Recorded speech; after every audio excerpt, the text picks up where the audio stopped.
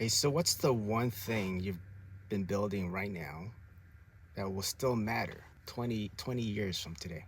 And I'm not talking about your job title, how much money you got in your bank account, or even the awards that you've earned.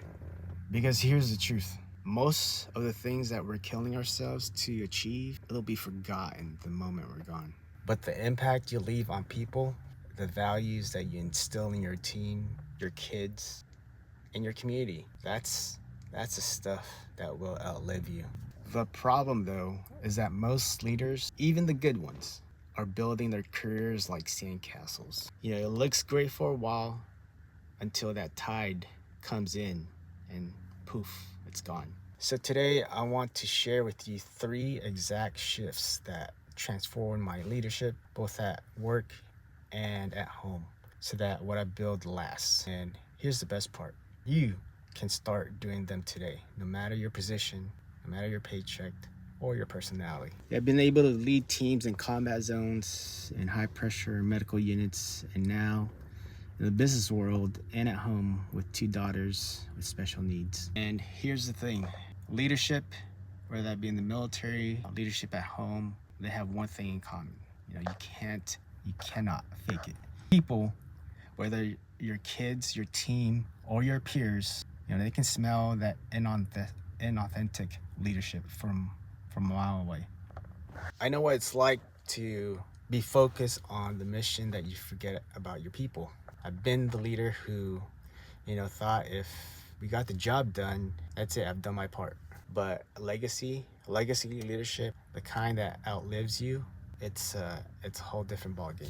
See, early in my career, I thought leadership was, just about giving orders and getting the results. Yeah, in the military, clarity, command, it's important. But over time, I learned that influence beats authority every single day. So here's what I mean by that.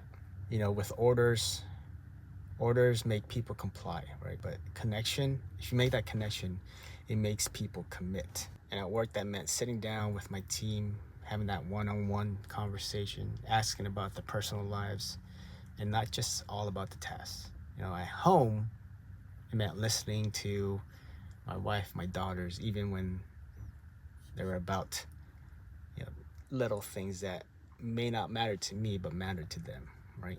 So when you connect first with the person, and the people will follow you, not because that they have to, but because they want to.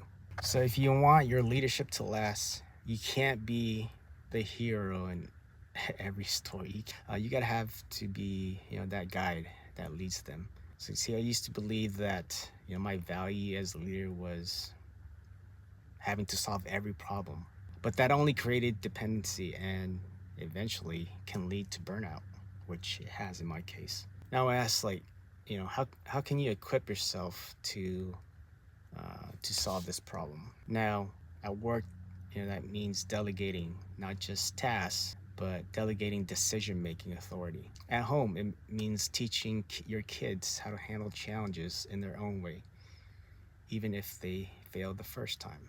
See, when we empower people, they become leaders themselves.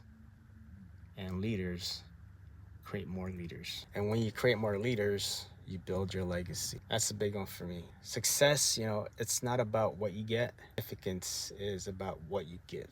See, my career in the Navy, success looked like promotions, awards, recognitions. But when I hit retirement, none of those things helped me out with leading at home.